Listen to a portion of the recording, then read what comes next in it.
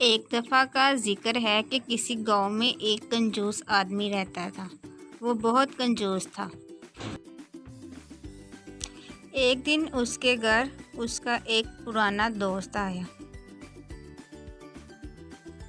तो उसने अपने बेटे से कहा, जाओ बेटा, बाजार जाके उम्दा किस्म का गोश्त लेके आओ।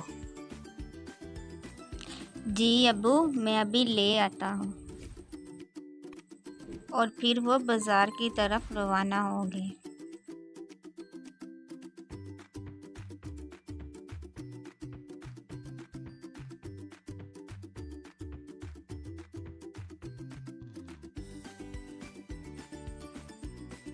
मुझे आधा किलो अच्छा तरोताज़ा गोश्त दे दे। मैं तुम्हें अभी तरोताज़ा गोश्त बना देता हूँ जो कि मक्खन की तरह शफाफ होगा।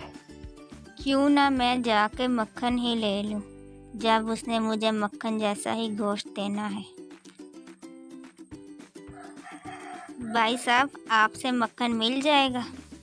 हाँ, मिल जाएगा। मेरे पास ऐसा मक्खन है जो कि शहद की तरह मीठा है। मैं जाकर शहद ही ले लेता हूँ।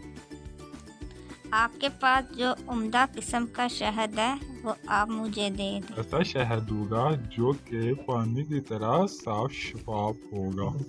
बेटा, तुम खाली हाथ क्यों वापस आ गए हो?